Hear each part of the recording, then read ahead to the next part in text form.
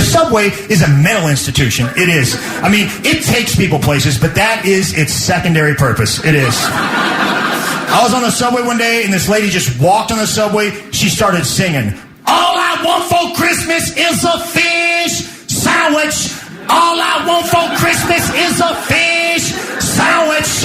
All I want for Christmas is a fish sandwich." All I was like, come on, lady, we're in public here. Guess what song has been stuck in my head for the last 2 years? I can't get rid of it. That woman should not be homeless. She's a hit maker, okay? She may be one of the greatest lyricists of our time. I've heard 11 Taylor Swift songs. I don't know the words. I know all the words to Fish Sandwich. And guess what? Nobody's wondering what to get her for Christmas. You know that one woman that rides a train, I want to get her a gift, but I just a dude. She wants a fish sandwich. You got to listen to the lyrics. You're getting caught up in the beat, man. Your Morning Blitz begins now.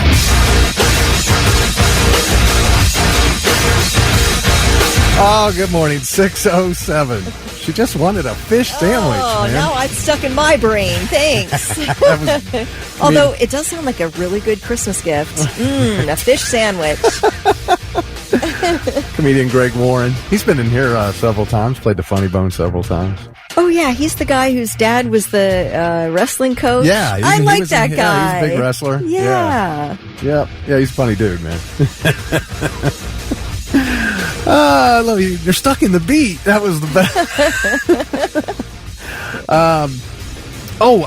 Kelly, you were already gone yesterday when I saw this and talked about it late yesterday morning, so I wanted to bring it up again because I know you're a big fan of System of a Down. Yes, I am. I don't know if you're willing. I am. To make a road trip? I am. I mean, if you want to spend, a weekend in Chicago or New York or Toronto... 100%. Either of those three cities. They are doing 3 stadium concerts next summer, the end of the summer. They will be in Rutherford, where the Giants and the Jets play, Rutherford, New Jersey, New York. August 28th, Korn will open that show. Then they're doing Chicago at Soldier Field, where the Bears play. That'll be August 31st. Avenged Sevenfold will open that show, and then they'll be up in Toronto September 3rd. And the Deftones will open that show. Oh, so just 3 stadium shows for System of a Down. Which one would you choose? The Korn opener, the Deftones opener, or what was the other one? Chicago Soldier Field with Avenged Sevenfold. That's the one I would pick. Yeah, I think I'm with you. Yep. I think I'm with you. And plus, it's an easier drive. It's an easier drive. I've never been to Soldier Field. That would be cool. I don't have to get a passport. My passport's expired. Yeah, I'm not going to Toronto. Yeah, definitely wouldn't go to... I'm not doing Toronto. I'm going to stay in the country. What are you opposed to the healthcare, the free healthcare up there? No, man. No. Go up and hang out with the United States' latest governor, in the new country state. What? Canada. I don't know what you're talking Trump about. Call, what's his name, Trudeau? He referred to him as Governor Trudeau of the great state of Canada. Oh, okay. That was funny. So, yeah, if you want to make a road trip, man, those tickets go on sale this Friday for all 3 of those shows. So, that would be a good time. Then we announced the Creed show yesterday. Creed is coming to the Schottenstein Center. And that will happen Sunday, July 20th. We give away a pair of tickets to that. Those tickets go on sale Friday as well, 10 a.m. at Ticketmaster. So Creed's coming with Mammoth WVH. Didn't think, honestly, if you'd asked me 6-7 years ago, I'd have said, yeah, no, we're never going to see Creed again. Isn't that wild? Yeah. Yeah, I know people are big fans, so good. There are some definitely, they have. Well, we'll see how big, because that's a big venue to sell out, so... It's kind of like the same situation that Nickelback has dealt with, where they've had, it became like the cool thing to do, rag on Nickelback, yet they had this just army of huge loyal fans, right? Who go to all their shows. So Creed will be the same way, I would imagine. I know their cruise they did was very successful. So But we will have tickets to that show. We'll give those away just after your 7 o'clock news. Right now we'll do Morning Blitz Trivia. Got $25 up for grabs to Waterbeds and Stuff and Beds and Stuff Superstores, Columbus's original vapor store. If you are the first one to text in the correct answer at 99700. All I want for Christmas is a fish sandwich. Well, you might want one of these. I don't know which way I want to do this. Okay, I'll do it this way. Subway, because if I do it the other way, it's an easy giveaway. Okay. Subway, starting in January, will be selling, they have footlong cookies. Oh, they do? Yeah, they've had these footlong cookies. They've been doing this for a while. Well, in January, they're going to start selling a footlong cookie of what kind of cookie? That's what we want to know. So be the first one to text in at 99700. Tell us in January, Subway will be selling a footlong version of this cookie, and we'll give you that gift card.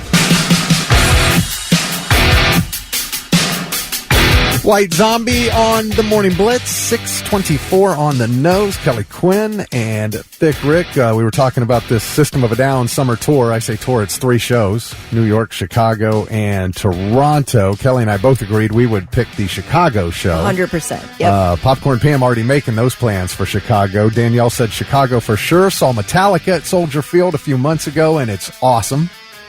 So that sounds like a good one. Kyle texted in about Creed, said they have a break between their Pennsylvania show and the Columbus show, which is the time frame of incarceration. Oh. So he's hoping they make a stop there. Only problem is with these Danny Wimmer festivals, there's usually a 90-day, 90-mile deal where you can't play another show close, in the same area as the festival. So I don't can't compete against the festival, right. The beast. Yeah.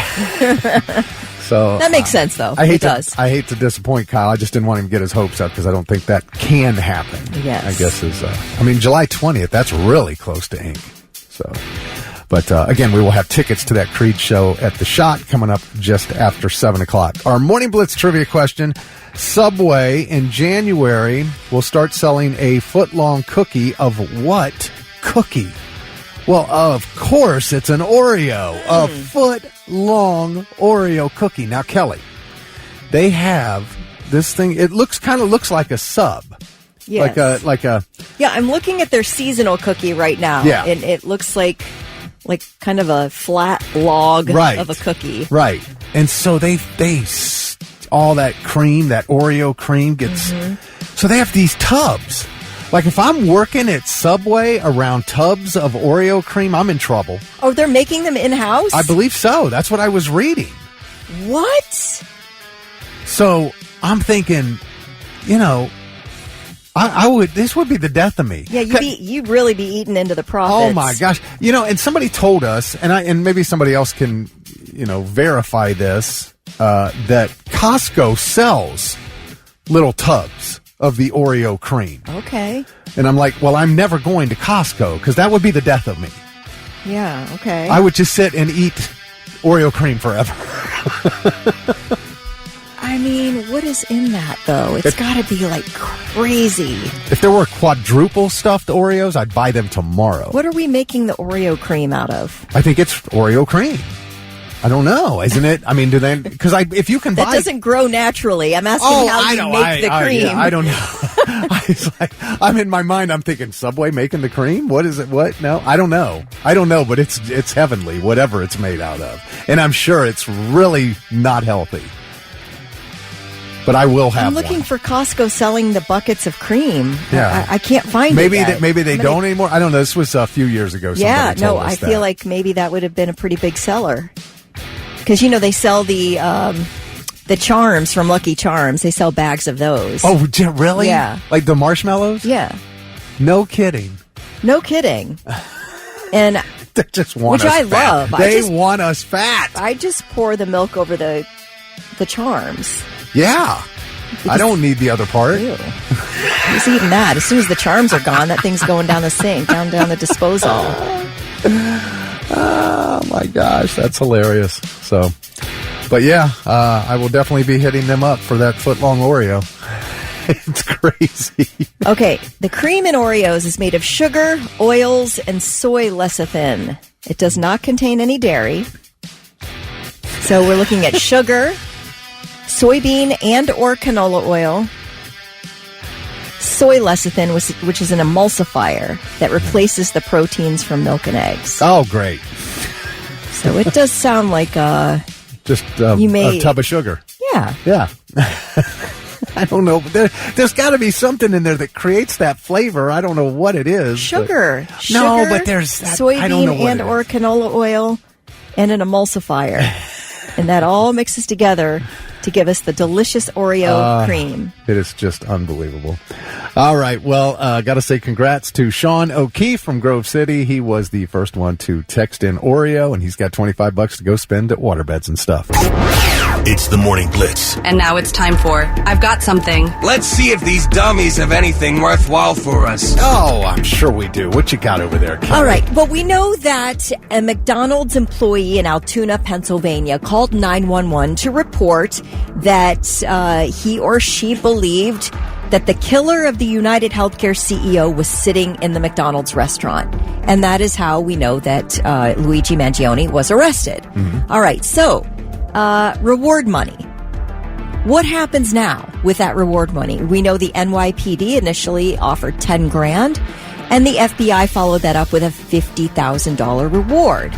So what happens? Now, number one, with this McDonald's employee, he or she was informed by a customer first that the customer believed that the shooter was in the restaurant and wanted the employee to do something about it.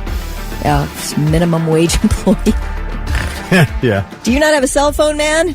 Right. But anyway, so this employee then called 911. So how do we get our reward money if we're the ones who call in and report a killer? Oh, I thought there was a debate on who the money was supposed to go to. I don't think. I mean, this person's the one who made the phone call. I think they're the ones who deserve the reward. But, you know, there have been thousands of tips that led up to this point. So they have to decide how or if they will divide out this reward money. Yeah, it's interesting. Yeah, so apparently it's not easy. They don't just walk into McDonald's and hand the person $60,000. First of all, if this McDonald's worker who called 911 were to get this money, they would first have to be nominated to receive the reward money, and they cannot nominate themselves. Well, I think we will all do that. Well, it has to be an involved law enforcement agency who would put this person's name up for at least a portion of the reward money. Second, there would then be a big assessment of how much of the reward money this person deserves. And it could be any amount up to the total reward. But everything I've read says it won't likely be the total reward. All right. Okay. Okay. Then that reward would likely not be paid out until after a conviction. Okay. So just because, you're the one who called 911 and potentially, reported this person who murdered someone in broad daylight, it doesn't mean that it's easy access to reward money. There are a ton of hoops that need to be jumped through. And this person's not been identified, the McDonald's worker, nothing like that yet. So, you sort of put yourself on the line. You put your, based on what the public's reaction is to the murder of this United Healthcare CEO, a lot of people are slamming the McDonald's and the McDonald's worker and all that. So that's sort of risky. I've seen a lot of ugliness now. Yeah, it's very risky. So I would say, man, pony up with that money. Well, here's the thing. I thought it was you will receive a reward if you provide information leading to the arrest of and conviction. So it does have to. It did say that. Yep. Okay. Because if you make it so hard to collect a reward, well, next time this happens, people aren't going to be ready to help you. Yeah. All you're going to do is cause yourself problems in the future. If you don't want to pay it, don't pretend it's there. Right. If you're going to sit and just try to get out of paying it. Yep. Yeah, so at this point, this person may not even get the full reward or any of the reward. Who knows? We don't know. and maybe has set themselves up for a lot of public shaming. Yeah.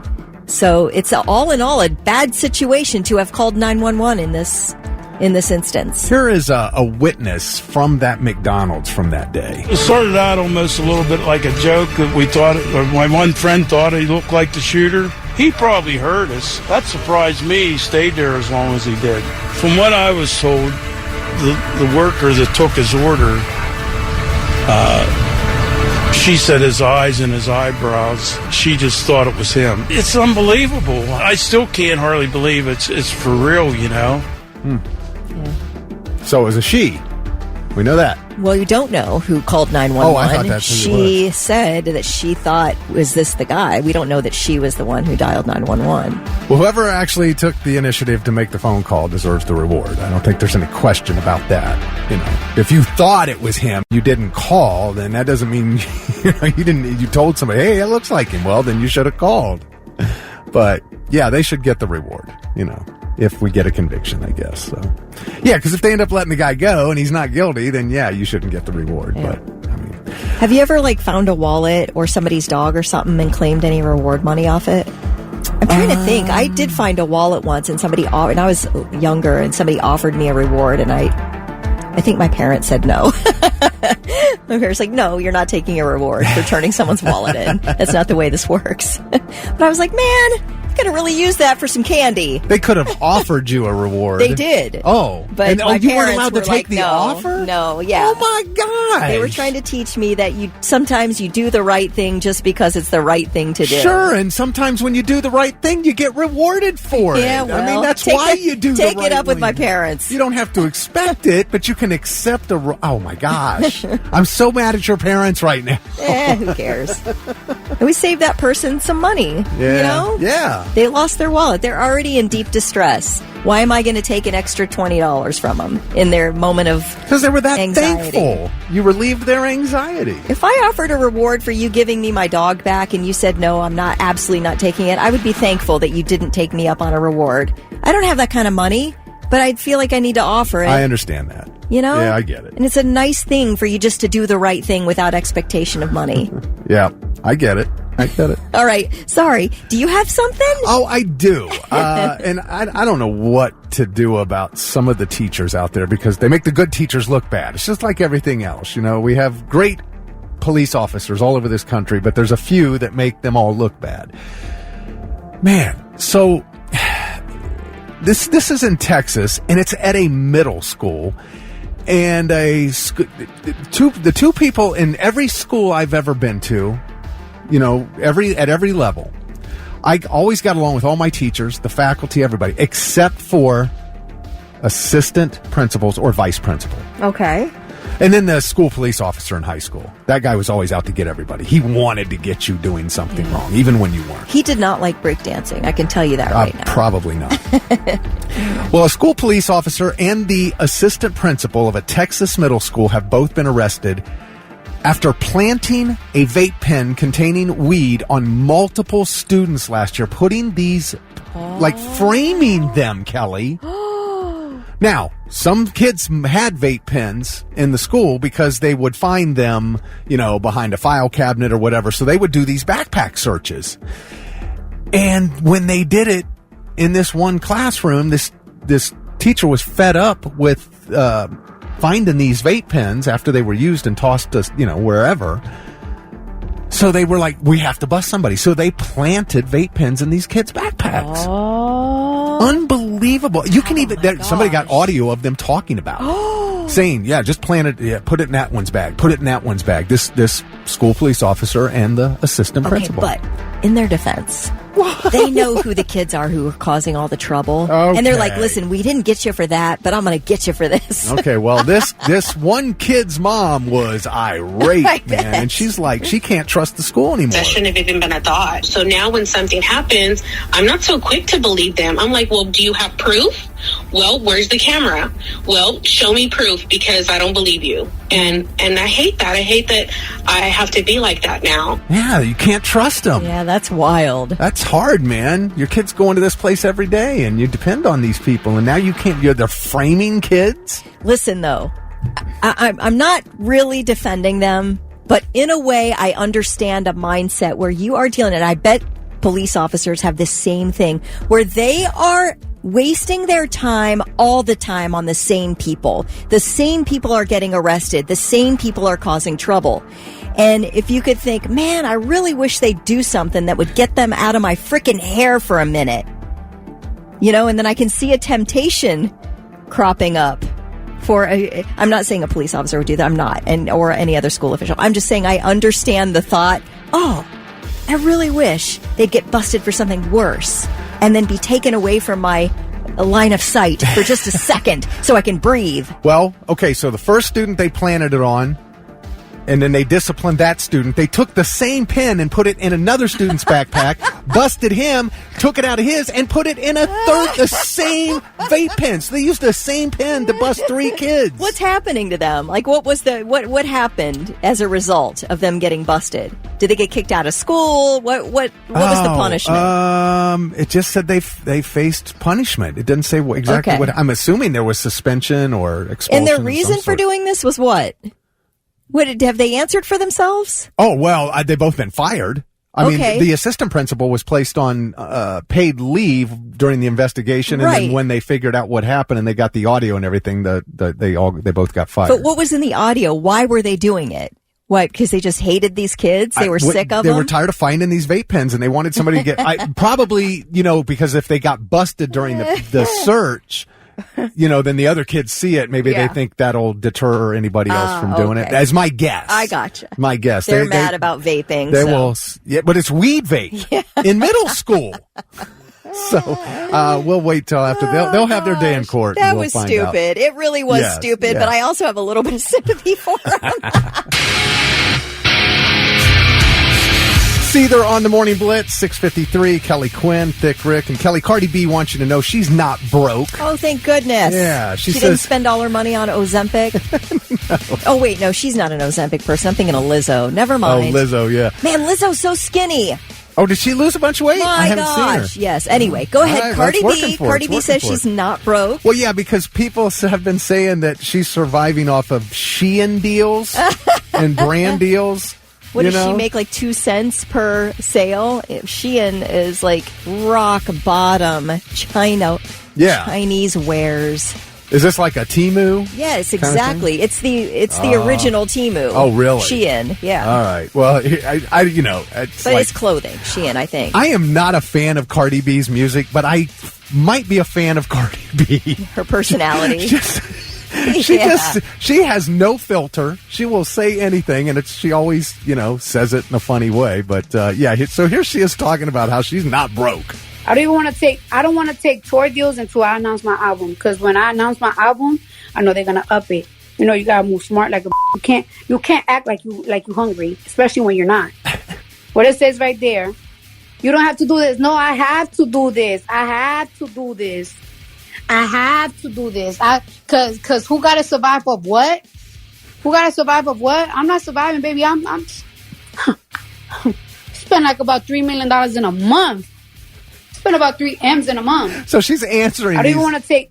People that are saying this stuff. That she's not. Oh, is she on like a live? Yeah, she's just commenting on the things people are saying. She's like, I got a what? I spend $3 million a month. 3 M's. 3 M's. Yeah, I'm not broke. She said she could wake up tomorrow and sign a contract and have $65 million deal with half of that up front in her bank. But she's holding out till her album comes out, because then she'll get $80 million for her tour author. I spend 3 M's a month. I would be lucky to spend 3 M's in my lifetime. Oh my gosh, right. So, yeah, she's just funny, man. And now, 3 things you need to know before you go. Well, in a silly publicity stunt, State Representative Josh Williams yesterday introduced a bill to make it a 5th-degree felony to plant a flag in the center of Ohio Stadium. The thing is, and he knows this, the current 2-year General Assembly wraps up business next week, and a new General Assembly will be sworn in January, so any bill that doesn't pass by next week has to be reintroduced. It's gone. And this thing's going nowhere, obviously. Right. So, I don't know, just to do a little extra work at the very tail end of, So this is a problem. The flag planting thing is a problem all over college football.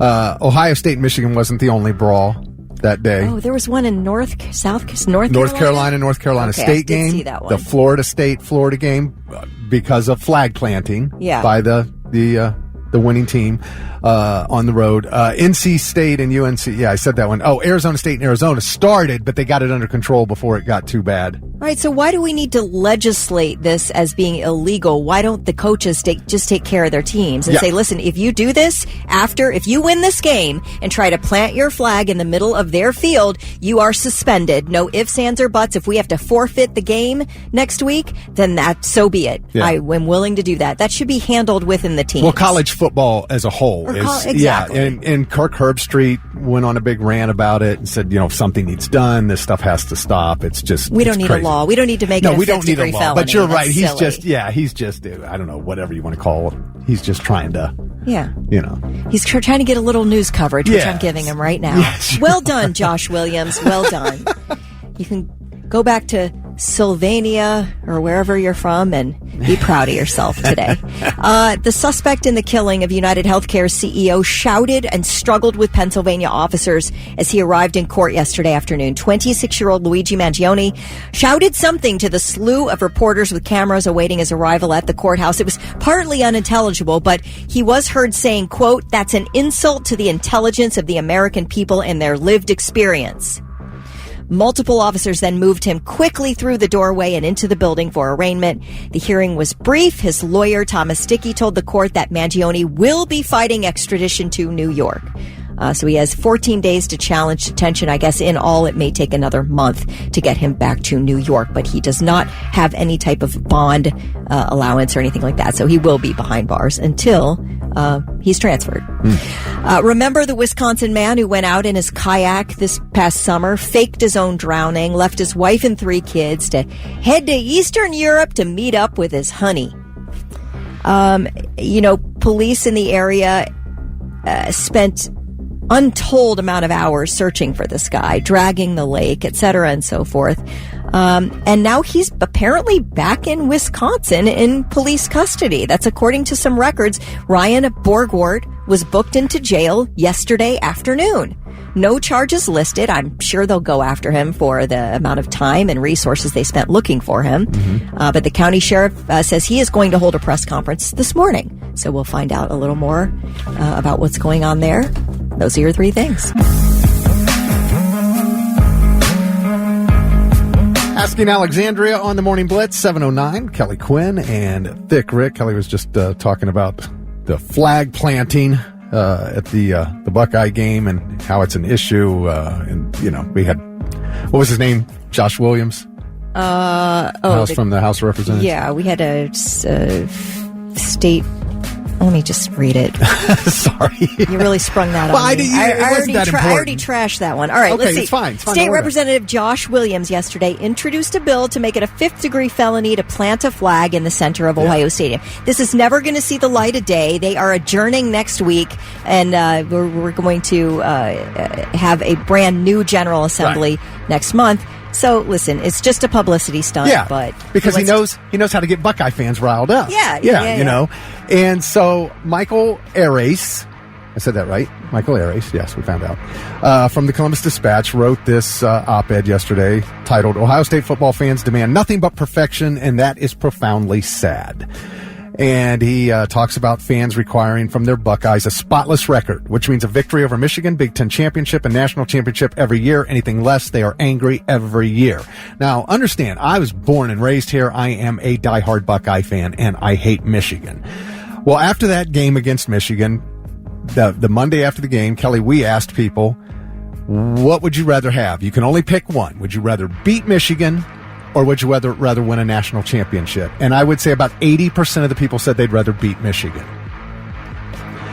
I've talked to a lot of people outside of here who think that's crazy. I do think it's crazy. And I hate Michigan. But the ultimate goal is that national championship. But as I continue here with the article, Michael goes on to say there doesn't necessarily have to be a national championship. Some Ohio State fans even admit to this. But there must be a spotless regular season record, a victory over Michigan, and a place in the Big Ten championship game Every year, anything less, the fans are angry and everyone should be fired. And then he says, when a mid-major opponent is served up for slaughter in Columbus, like Akron or Western Michigan, the Buckeyes must be ahead by 35 points at the half, win by 10 touchdowns. Anything less, the fans are angry, and maybe the defensive coordinator should be fired before the second half starts. Now, there are Buckeye fans who act like that. There absolutely are.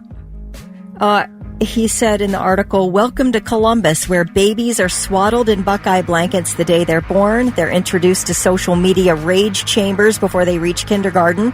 The day before the game, they are ordered to wear scarlet and gray outfits to school and sing I Don't Give a Damn about the whole state of Michigan in assembly.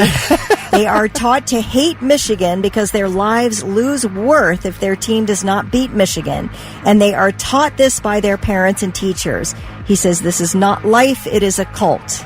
Yeah. Now, Michael Ares, first of all, that is absolute hyperbole, and you know it. Is it? You know that nobody is walking around, not nobody, most of us aren't walking around feeling like our lives lose worth if our team doesn't beat Michigan. We are not in a cult. And this is a man, by the way, they just did an article on Michael Ares, and it's fine. You don't have to like the Buckeyes or like the culture, but are you not a part of any group whatsoever? Do you not identify with anything at all? You don't experience the thrill of victory and the agony of defeat over anything? Like, you can't extend some comprehension to where a football team fans would be, you know, so excited and sort of live or die by the team for a moment in every year. I mean, that doesn't ring true to you at all. I just don't understand a perspective where you are completely crapping all over the fans of a sports team. When he's reading things on X where somebody's addressing the team and saying, thanks for ruining Christmas. Okay, well, that's fine, but you've lived here long enough. He's a transplant, by the way, and says he's a sports fan of different faraway teams. Okay. He was quoted in the Dispatch months ago saying that. So he's not a Buckeye fan, all right? I was hired here, I guess, to cover the Blue Jackets or something. So anyway, all I'm saying is that human beings are born to be a part of something. Yes. You're born into a family. You go to school. You get into sports. You go to church. You get into a book club, whatever. We crave connection with other people. We're not born to walk this earth alone. And just because a group of Buckeye fans offends you because you're not a Buckeye fan doesn't mean that you can crap all over them in an op-ed. Well, you can. You're allowed to crap all over them in an op-ed piece in the Columbus Dispatch. But I feel like that was not time well spent, Michael Ares. You live in Columbus. Yes. I mean, there are crappy fans of every sports team, but it's not most of us. Most of us love to wear our Buckeye sweatshirts. We love to cheer on the team. We love it when we go out of the state or out of the country and we see another person with a Buckeye hat on and we can say OH and get an IO in return. There's nothing, if you're in Italy and that happens, it's an absolute thrill. What is wrong with that? What is wrong with it? All right, hold on. We're going to come back to this because we got to get to a break here, and I got to tell everybody how to win their tickets to see Creed. You are listening this hour for Smells Like Teen Spirit by Nirvana. It will play before 8 o'clock. When it does, be caller 9 at 1-800-821-9970, and you'll get tickets to see Creed at the Shot with Mammoth WVH. That's July 20th. Tickets are on sale Friday morning. We will come back to this Buckeye article next. Smashing Pumpkins on the Morning Blitz, 726, Kelly Quinn, Thick Rick. And Kelly, you're getting a lot of support on your opinions about Michael Ares's article in the Dispatch yesterday regarding the Buckeyes. A lot of preach Kelly, yes Kelly, well said Kelly, keep it going OH, that's from Chris. Get him KQ, said Doug. Josh Reeves, yes Kelly, but then there are also people who disagree. And I just want to say there's no wrong opinion. It's your opinion. I'm not saying your opinion is wrong. I don't necessarily agree with everything you said. I agree with some of it when it comes to this article. But I do want to, this one part in the article I want to talk about, because when Michael talks about how we in Ohio are taught to hate Michigan, he's absolutely right. And this proves it. 3 weeks before that game, at the Horseshoe during another game, 3 weeks before the Michigan game, during the halftime show, the best damn band in the land, and they came out and they did a theme of A Day at the Zoo. And at the climax of this performance, the band formed the shape of a bear on the field. That bear squatted and pooped on a Block M flag. Yeah, did you not see that whole video? No, I did not see it. Oh, gosh, it made the rounds. But that's my point. That's all part of the fun. That's what we're taught, but some people take it too far. Here's the thing is that you are smack dab in the middle of Buckeye country, Michael Ares. This is what is going on here. If you were smack dab in the middle of Steelers country, it'd be a whole different thing, and you could crap all over those fans. You are in Buckeye country here. Not everyone's a Buckeye fan, but many people are. It is basically all we have in Columbus. Can we not have one thing that we get excited about? Yes, we can. That we can gather together. We can wear the T-shirts. We can say our OHIOs. We can have a good community experience. Now, there are people who spoil that. Acknowledged. We all know terrible fans. But Michael, have you never gone to a concert where you're surrounded by thousands of other fans of the same band you are, and you're having the best night of your life because you are amongst like-minded people. You're all supporting the band, singing the songs, you're buying the T-shirts. It's the same thing. It is a little disingenuous for you to crap on Buckeye fans when you are likely a part of some group out there. Some group. All right. Well, Doug said he had to leave a Facebook group because it was so negative, nothing but people complaining about every little thing. And when we hear stories about, everybody's like demanding everybody be fired and people who tear these kids down, 18 and 19-year-old kids. We've heard stories where they got death threats over things like losing to Michigan. That's absurd.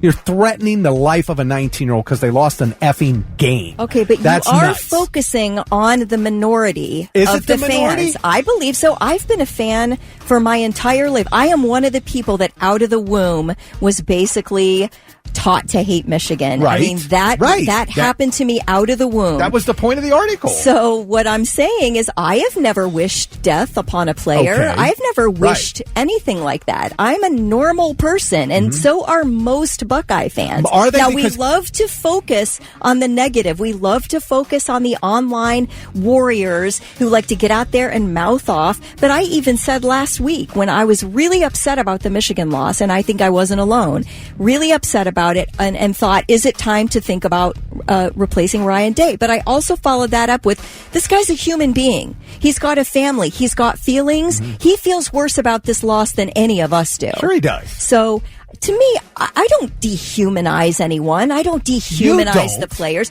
You think everybody else does? I'm the only decent person? Okay, real quick. Josh said this, and I've seen it too. He said, I've read countless articles and seen many polls where OSU fans are voted the most toxic fan base in all of college football, and I agree with it, he said. And he's right. Never been to an Eagles game? Never been to a Philadelphia Eagles game where they're throwing whipping batteries? College football. We're talking about college football. Okay, I'm saying fandoms. There are but rabid we are fandoms seen out as there. the most toxic in the country. Man, bow out. Well, it's fine by me. But that's the point of the article. That's all I'm saying. The that's point of the article is this guy's smack dab in the middle of Columbus. He makes his money in Columbus and sits there and craps all over a massive fan base of people. Why did you need to do that?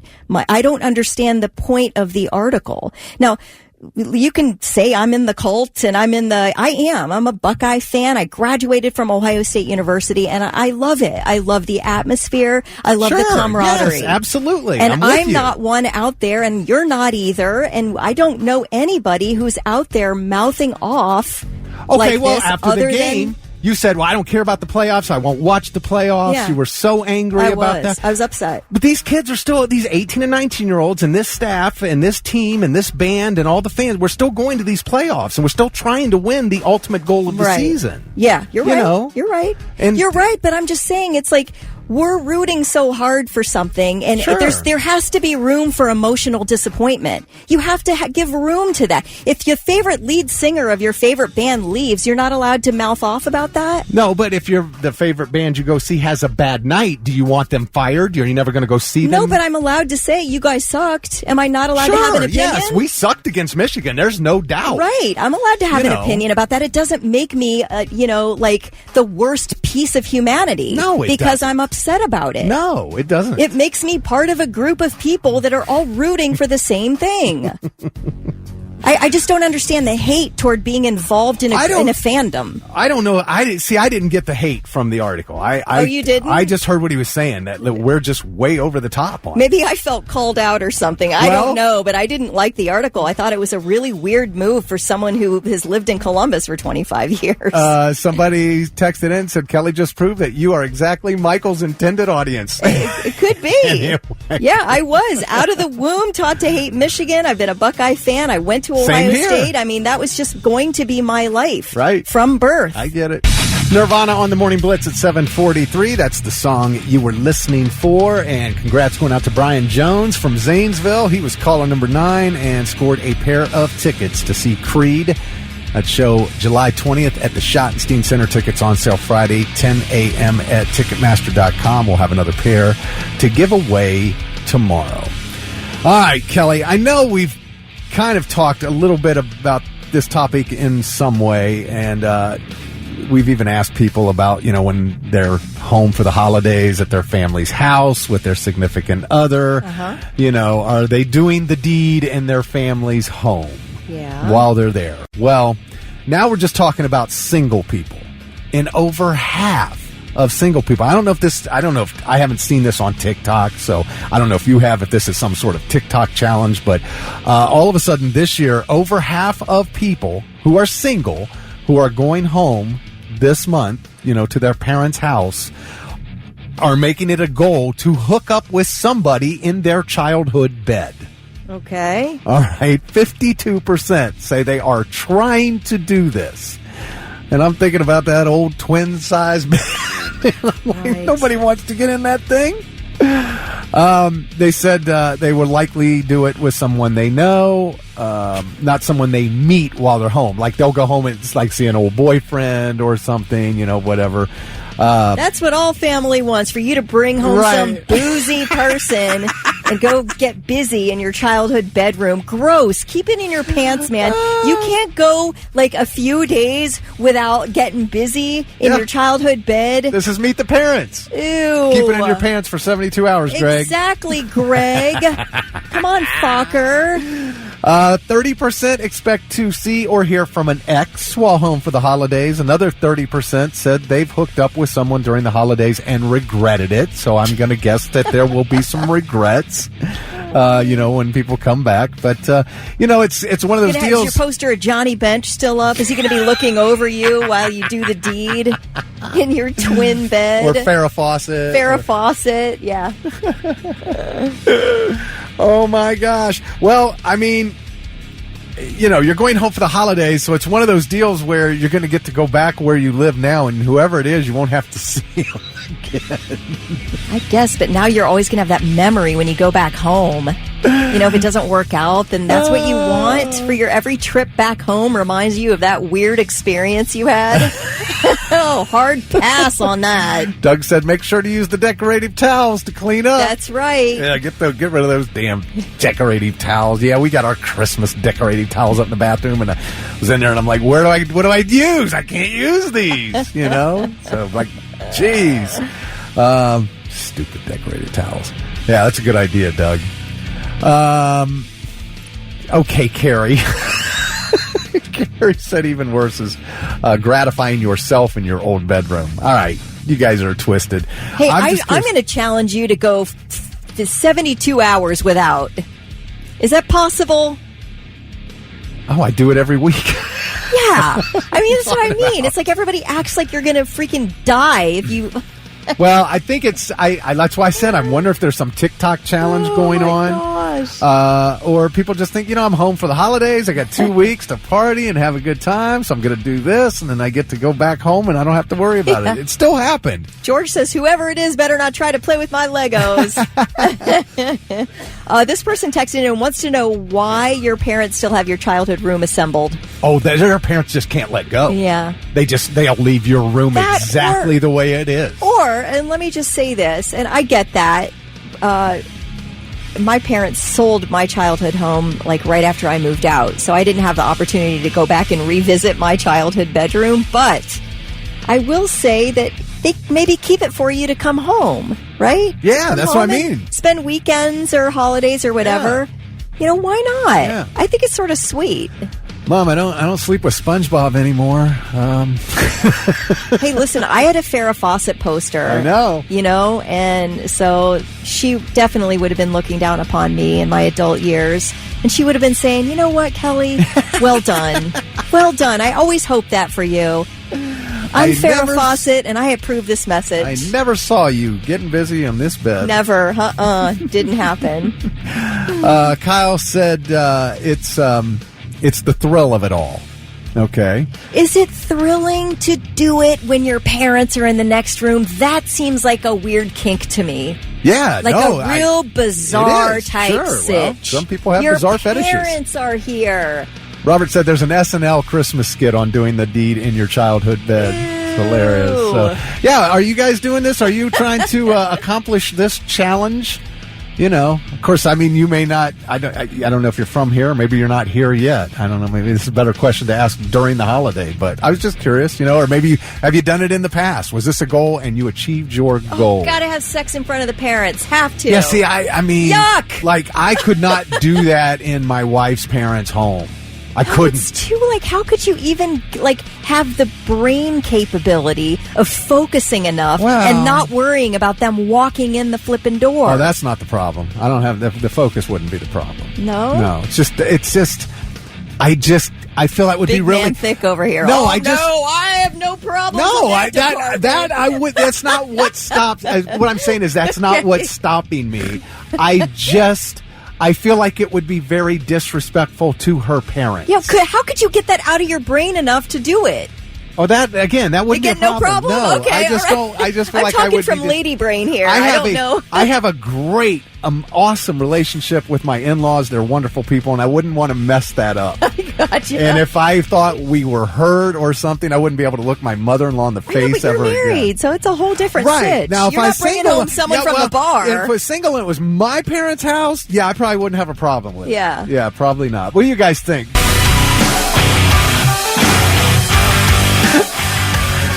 Chevelle on the Morning Blitz.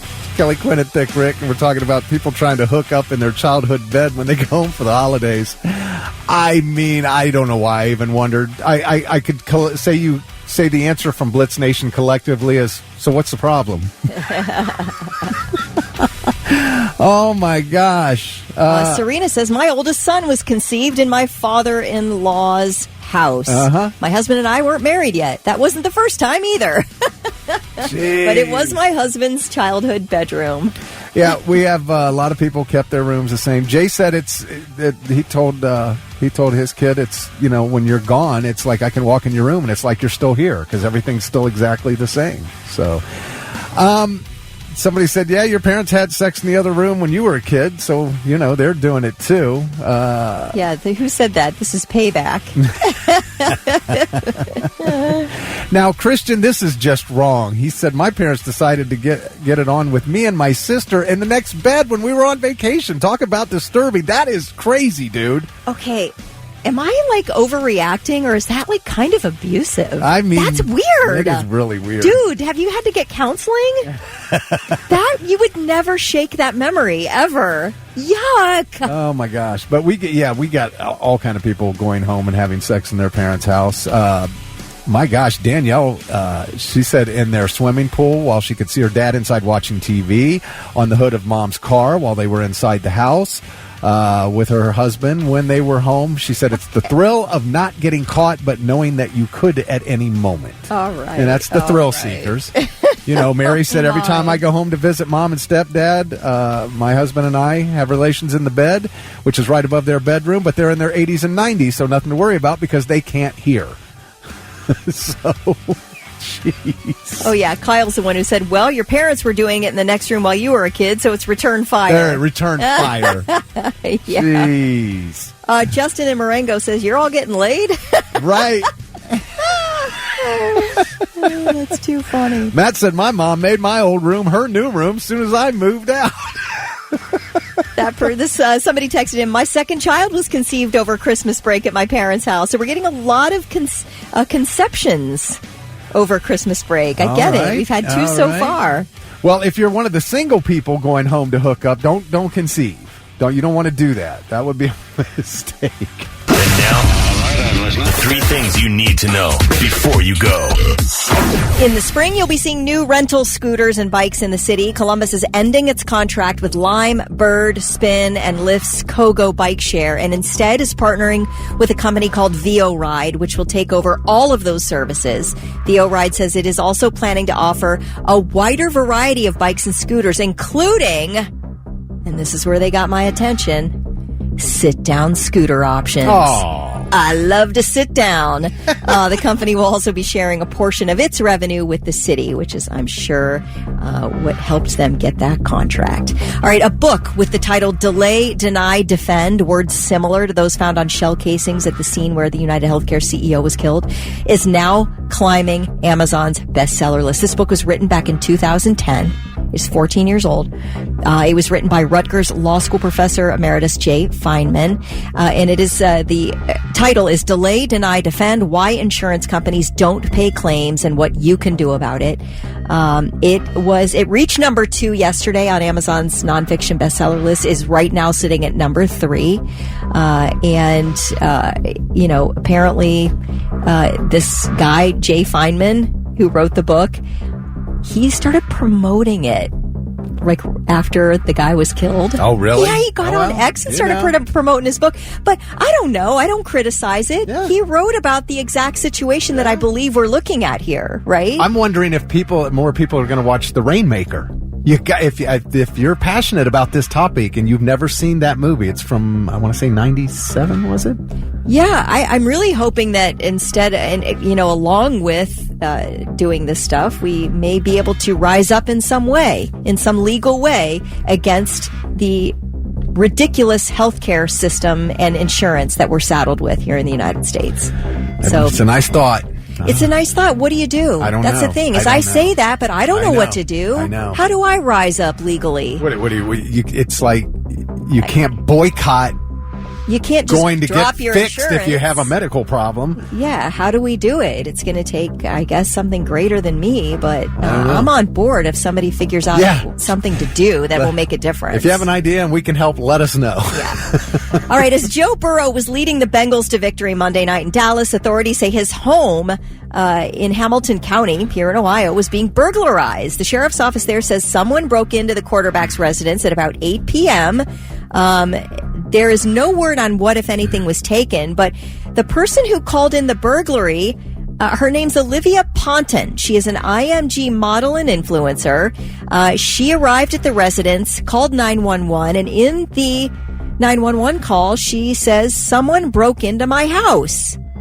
Now, the sheriff's report says she is employed by Burrow. Right. So I don't know in what capacity she is employed. A real hot influencer with 7.6 million followers on TikTok. I don't know how she's working for Joe Burrow, but indeed she is. Maybe she's managing his online presence. But it also sounds like she's living there. Yeah, she said my house. My house. Now, her mother called 911 first. Oh, yeah, is her mom living there too? Well, no, she said someone is trying to break into the house right now. My daughter is there. This is Joe Burrow's house. She is staying there. He's at the football game, and she's wondering what she should do, if she should be in hiding or if she should go outside. And then the daughter called from the house and said that, yeah, someone broke into my house. It's like completely messed up, she said. Okay. But yeah. Yeah, she's like a swimsuit model. Is he, and he's not, I didn't even know if he had a girlfdriend or was married or anything. I had no idea. Well, I sort of think that something's happening here, don't you? Yeah, I mean, you don't hire a hottie 22-year-old with a social media influencer. I mean, you're not just like hanging out as like employer-employee, are you? Maybe. I don't know. She obviously knows what she's doing with social media. She's got millions of followers, so I guess she would be a good hire. But also, like, hey, do my social media while you're living in my house. Well, yeah, because again, it said that she works for him. But what got me was her saying someone broke into my house. I don't know. Olivia, but this is what's going on? This has been an issue. It happened to Travis Kelce. It happened to Patrick Mahomes. There are several NHL players, NBA players, and it's an easy target because they're like, well, I know he's playing this game in this city this night, so I know he's not there. You don't know if somebody might be, but you know that the owner of the house is not there. Right, but some sexy model is? Right. Is that okay? Okay. All right, those are your 3 things.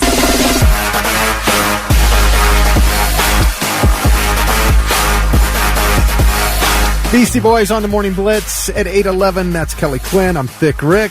And Kelly, I asked, is there any chance you happen to know the first ever movie where somebody was seen on a cell phone? I really don't. I can't even venture a guess. Came out in 1987. No kidding. And it was a big old large Motorola Dyna TAC 8000X. Nope, not Clueless. I think that was a little later than 87. Yeah, because Cher had one. Charlie Sheen was in this movie. Okay. And Michael Douglas was in this movie. 1987. Wall Street. Oh. Do you remember the movie? Okay. Yes, I never saw the movie, but I remember. Oh, you never saw it? Well, there's a scene like Michael Douglas is rich. It's all about the stock market and getting rich and everything. And Michael Douglas is really rich. Did he have a big bag phone? It was a large one. It was a big phone, and he's on the beach calling Charlie Sheen, and he's walking the beach and he's talking to Charlie Sheen. Yeah, money never sleeps, pal. This is your wake-up call, pal. Go to work. And you're watching it going, wow, that dude's got a phone on a beach. He's really effing rich, man. I remember that part of my dad's job is he had a phone in his car that was connected by, the little curly phone cord. Yeah, it was a phone. It was a phone. Yeah, that you picked up. You weren't moving around. You could use it in your car, but you couldn't take it out of your car. Right. Yeah. And then we had those big, huge... that's why it used to be called a mobile phone. Yes. Before it was called a cell phone. And then we had the big bag phones that we would take out to radio events and things like that. And they were just enormous and heavy. And so Wall Street, okay. It's the first time a cell phone was in. I love that movie, man. Okay. Such a good movie. Yeah. Charlie Sheen trying to cheat to get rich off the stock market. And he learns a lot from Michael Douglas. But can they help us figure out a legal way to protest our current health care insurance and the whole system? I think you said it we were talking during the break, and you said it. If we all boycott paying our insurance, now that's a problem if you have medical needs right away. But if we all did not pay for insurance ever again, then what are they going to do? Okay, I'm just spitballing here, okay? I'm not saying we should do this, but I'm saying if we all dropped our insurance... Like, you can't be refused service at a hospital. You walk in there, they have to take care of you, right?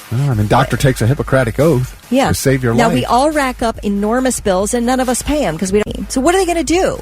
So none of them are getting paid. But it would take some sacrifice. Well, then they can come take your house. They can do, they can't hurt anybody who doesn't have anything. Yeah, so this isn't going to be a pain-free protest. This is going to be a group, a generation of people who are willing to lose some things in order to eventually have society gain. People do. When there's a huge movement that really makes, sweeping changes, people do usually make sacrifices for stuff like that. There will be big sacrifices. So there will be blood. Oh, well, there already has been blood. I'm not looking for blood, but I am looking for some change. Godsmack and Soul on Fire on the Morning Blitz, 8:25. That's Kelly Quinn. I'm Thick Rick. And, man, Kelly, these two in a movie together, it can't be. Tell me. Brangelina. Oh, no kidding. With love scenes. What? Now, they haven't accepted yet. Okay, they're never going to accept. These people hate each other. I know, but money talks, and everybody's got a price. All right, what are we talking? 20 to 25 million per person each for the movie. Ooh, that is tempting. I'm That's trying a to lot. think of the person that I definitely never, ever, ever would want to do a movie with, and like to the guts. And I probably would do it for $20 million. Well, a producer named Danny Rossner wants to get them back on screen together. The movie is called Hotel Martinez. It tells the true story of a hotel owner and his mistress in France during World War II.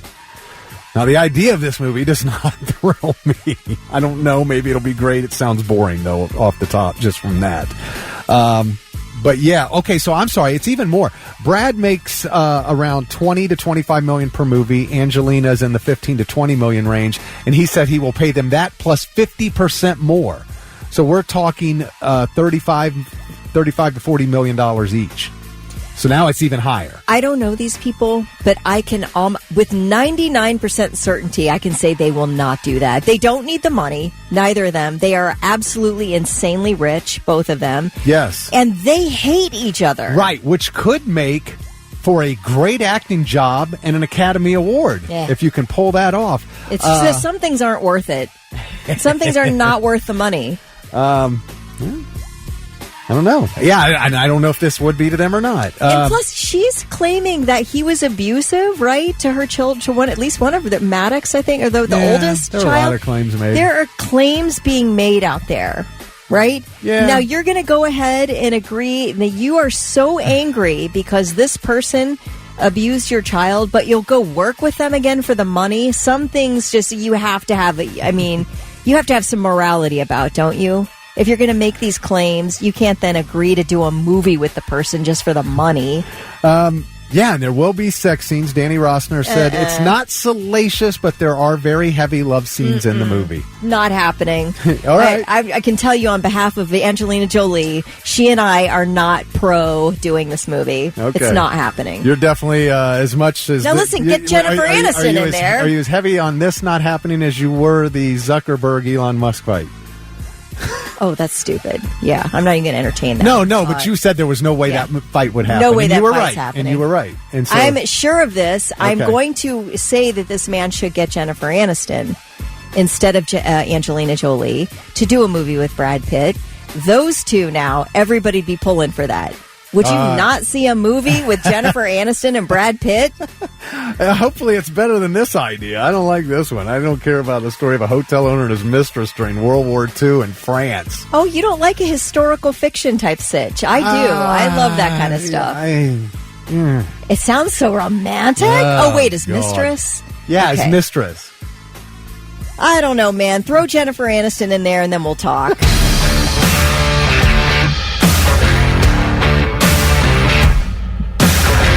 Metallica on the Morning Blitz, 840. Kelly Quinn, Thick Rick, and a little Blitz Therapy brought to you by Tri-State Men's Health. I laugh. This is funny, man. This is probably happening a lot, and people don't even know it, but this girl knows it. Her name's Dana. She says, I found out that my husband asked AI what to get me for Christmas this year, and he listened to it. I have no idea what it is yet, but I know my husband didn't pick it out. His stupid AI robot did. He was so proud of how he handled this. He thinks he did nothing wrong. Part of me is very offended by this. I wanted a gift from the heart, not from AI. Am I being ridiculous, or can you understand why I'm annoyed? That is Dana in Canal, Winchester. Well, Dana, I'm going to do you the favor of asking ChatGPT how to answer you. Did you really? Okay. What advice can I give someone who is upset about the way her husband chose her Christmas gift? Okay, ChatGPT says, it's thoughtful of you to want to help. Here's how you can approach the situation. Number 1, acknowledge her feelings. Dana, it's valid to feel upset or disappointed, especially if the gift doesn't meet your expectations. Number 2, encourage open communication. Suggest that Dana talk to her husband about how she feels in a kind and constructive way. And number 3, Dana, focus on intention. I need to remind you that the gift is likely coming from a good place, even if it missed the mark. There you go. That's straight from ChatGPT. That's really good advice. Well, come on. This is like straight out of the most bland, vanilla Hallmark movie I've ever heard. What are you going to do, Dana? I mean, come on. The guy's doing work to try to figure out a gift to give you, and maybe he needs some good suggestions, so he put it into ChatGPT. Why are you so upset about getting a gift? Now, that I agree with. But she's upset because it didn't come from the heart. But the funny thing is, what you asked, you did not say that he used AI to ask, because I'm sure ChatGPT would say, well, he's a genius. Because that is ChatGPT is AI. You know what I mean? So I don't know if you know what I'm saying. No, I don't understand what you're saying, but it's fine. What is your advice for Dana and Canal Winchester? Look, some guys have trouble in this department. You can't die on this hill. This is just, some guys aren't good at this. Now, I don't know, and I also don't know how long you two have been together. Like, if you've been married for 20 years, then he ought to know you well enough by now to be able to figure out. But if you've only been married like a year, it can be hard. And because guys, the other problem is guys feel a lot of pressure. They don't want to screw it up. So I understand him trying to figure out a way to get you the right gift. And that's what he's doing. And that is what's coming from his heart. He doesn't want to screw this up. You have to take that into consideration. And at the same time, I don't think you're being ridiculous. I see where Dana's coming from, but she has to understand his intentions are in the right place. His heart is in the right place, where it should be. He doesn't want to screw the gift up. I tell you what, I am thankful for AI and ChatGPT for this reason, that I could ask it for good gift ideas. But I think Dana is being absolutely ridiculous. Dana, here's the thing. With complete love from me to you, you are not appreciating that your husband is actually getting you a gift, bothered to even ask for good ideas, wanted to come up with something on his own, but maybe was a little paralyzed about what to do. So asked AI, hey, can you give me some suggestions? Probably went through a list of suggestions and picked out the one thing that he thought you might like. And so for you to say it didn't come from the heart is you've missed the mark here, Dana. Yeah, because I will say the gift itself didn't come from the heart. The process came from the heart. Yeah, and that's the choosing of the gift. And what he picked. Yeah, the list didn't, but I get what she's saying, but she's got to understand. It's not easy. Do you need any advice? Because I have ChatGPT open. No, but I'm just wondering. Now I'm thinking, I want to try this today at some point. And maybe we'll do it during the break while we're getting responses from other people on this. If I put in factor, because you're going to have to put in factors. Yeah, you need some prompts. So your husband, Dana, had to narrow down what you liked and the things that you're interested in. He had to do that to get prompts. I mean, to prompt his AI to give good gift ideas. Right. So he's not being a jerk here. I kind of think maybe you are. And I hate to say that because we both know I love you, Dana. But you're not go a little easy on the guy. I don't think she's being a jerk, but I think she doesn't understand. That's what I think it is. She just doesn't understand the process. And man, I'm telling you, husbands put a lot of pressure on themselves. I do every friggin' year. But I think if you know somebody well enough, you don't need it. But I don't know how long they've been together. I don't know. But you're going to have to type. At the same time, though, you would have to type in things that the person likes to get some accurate ideas on the list that ChatGPT gives you. Yeah, he didn't just ask ChatGPT, what does Dana want for Christmas?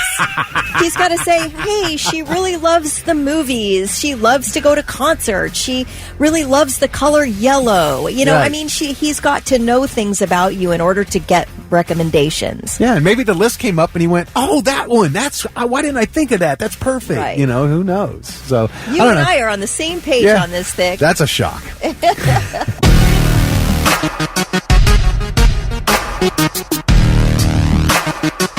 Shine down on the Morning Blitz, 8:49. Kelly Quinn, Thick Rick. It's Blitz Therapy, brought to you by Tri-State Men's Health. And Kelly, for once we agree with each other, but not everybody agrees with us. All right. We had an email from Dana in Canal Winchester. She was upset that her husband used AI asked AI what to get her for Christmas, and it didn't come from his heart, and that bothered her, and she wanted to know if we could understand why she's annoyed. And Kelly and I pretty much agreed. It's just, the process of him figuring out a gift came from the heart. It was like, because I feel that men put a lot of pressure on themselves because they really want to get the right gift, and they just women are don't the know. same. It's not just solely men who have trouble buying gifts. There are some people, I'm in this category, where I really have a difficult time with gift ideas. I'm not great at it.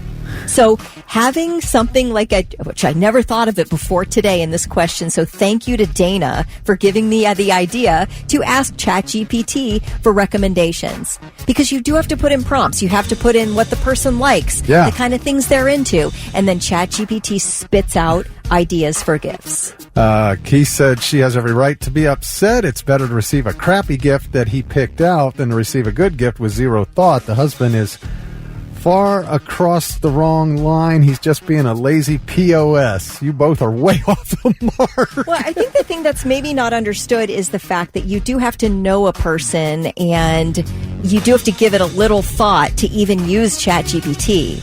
Yeah. You have to come into that situation with thought. You can't just be like Keith. I couldn't just say, what should I get Keith from Galleon for Christmas? Like, it knows nothing about you, so it wouldn't spit me out any good ideas.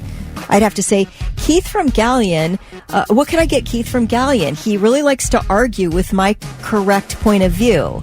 Like, I'd have to do something like that. You get it? Yes. Yeah.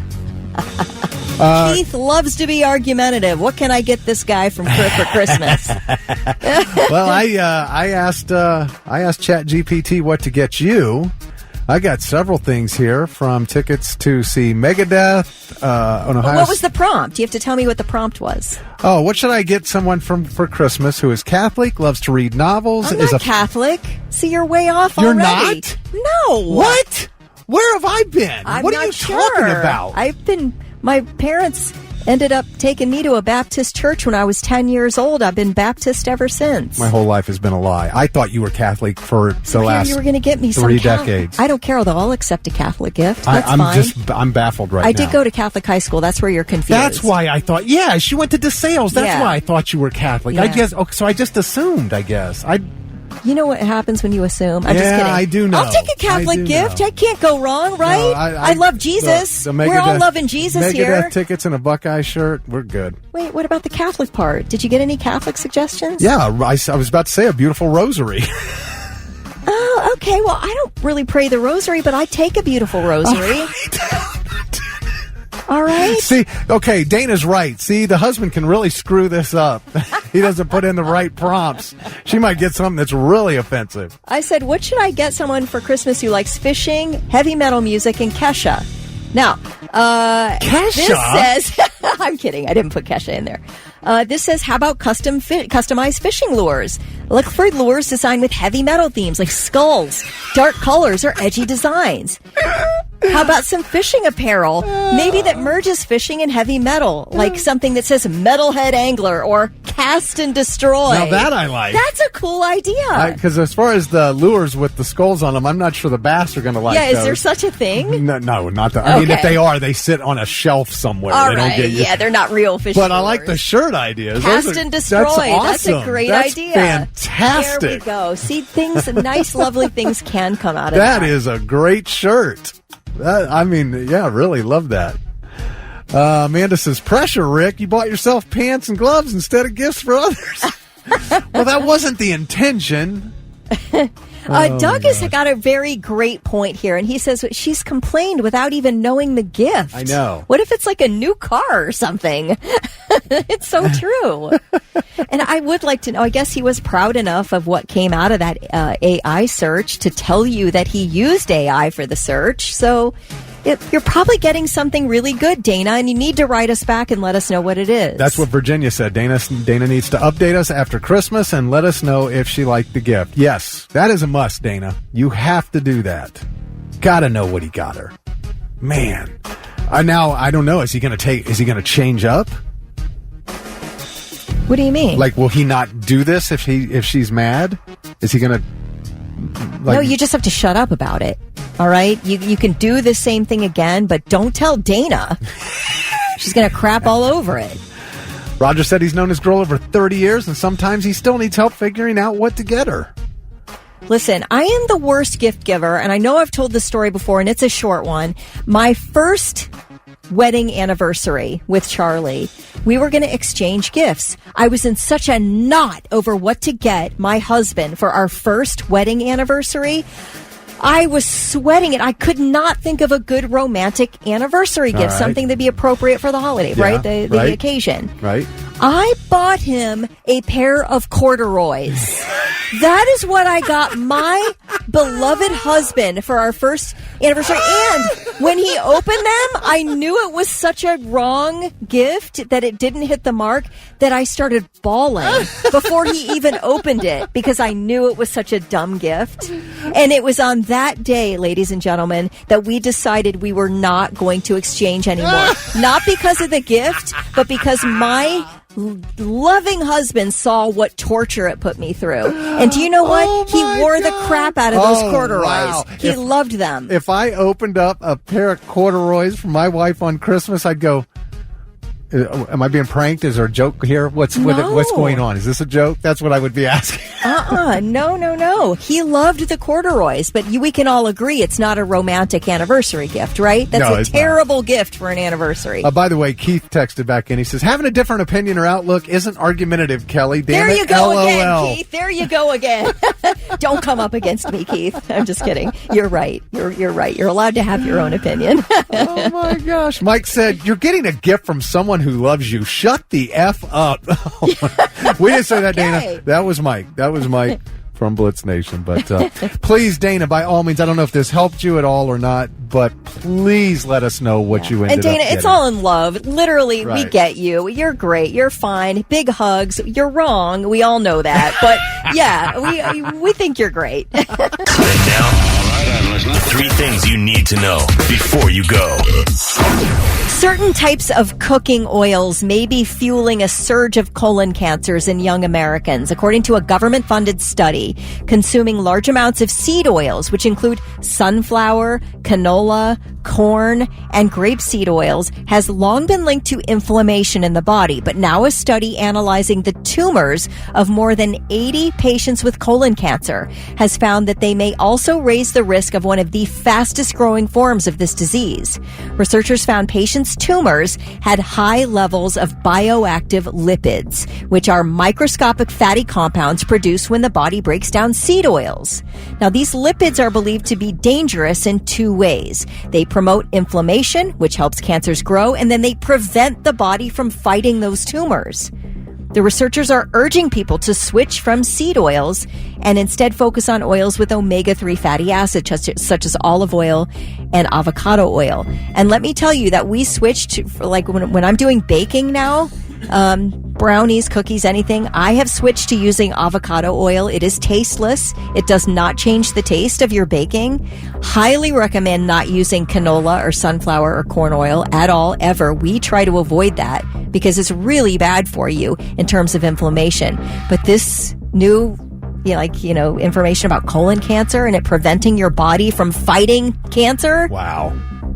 Highly recommend switch over to avocado oil for baking and olive oil for cooking. At least that's what these doctors are saying. North America's best-known butterfly is in serious trouble and needs federal protection. That's according to scientists. The U.S. Fish and Wildlife Service says it is seeking protection under the Endangered Species Act for the monarch butterfly. Monarch butterfly numbers have plummeted in recent decades. Fish and Wildlife blames decline of breeding, migratory and overwintering habitat, and exposure to insecticides. And Fish and Wildlife says additional habitat and protections are desperately needed to ensure that this species is conserved and does not go extinct. It's pretty wild. Man. The monarch. Yeah. You don't really see a lot of monarchs. I know. I don't see a lot of butterflies anymore at all. But I can't even remember the last time I saw a monarch. I see a lot of white ones. I did have a couple monarchs I saw this past year, but that's it. I used to see them all the time. It felt like daily. I think there are certain flowers you can grow that can attract butterflies. They're called butterfly gardens. You can make a full garden. I don't know if that kind of stuff helps or not, but they sure are pretty. All right. Mad River Mountain is launching their skiing and snowboarding season on Friday at 3 p.m. They'll be having a big party, music, various giveaways, free donuts, The tubing park will open later in the month. Now, which Thick and I were talking off the air about snow trails. Now, you saw that they're open. They were open last week, right? Yes. Thick snow trail. So we were kind of looking at lift tickets, just an all-day lift ticket during the week at snow trails, $55. Yeah, and you were having trouble. Now, I was able to pull up a menu that shows how many lift tickets are still available for each day. Okay, is this at Snow Trails or Mad River? At Snow Trails. Okay. Is that Yes. where were you looking that you couldn't find That was one? Mad River. So we're focused on Snow Trails at the moment. Okay. $55 Yeah. for a lift ticket for one person. That's a day-long lift ticket for those 13 years and older, which is a chunk of change for a Thursday, isn't it? Yeah. So I went over to Mad River. 79 bones.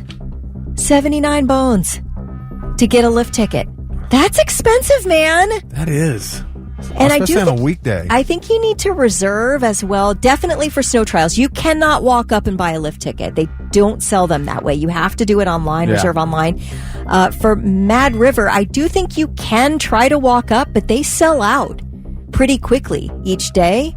Really? Yeah. The earliest I could find a booking was for December 23rd already. Now, I don't know if that's right. I'm going to go back on there and check. Because there are, at Snow Trails, there are over 600 lift tickets available for every day from now forward. Right. So I can't believe they would be completely sold out of lift tickets all the way through Christmas. I can't find them. Just no availability on the dates selected. And that's all the way through the 18th. So I don't know. All I'm saying is it is definitely an expensive little hobby, like most hobbies are. Yeah. But they are all either open, Snow Trails or Mad River opening on Friday. So that's an exciting entry into our winter months. It was great when our kids were in the ski club at school because we could get a family season pass so cheap. Oh, yeah. And so then we could just go all the time, all of us. It was great. Isn't that, yeah. Yep. Yeah. I tell you what, if you haven't had any kids yet, have the kids for the lift tickets. Right. All right. Those are your three things.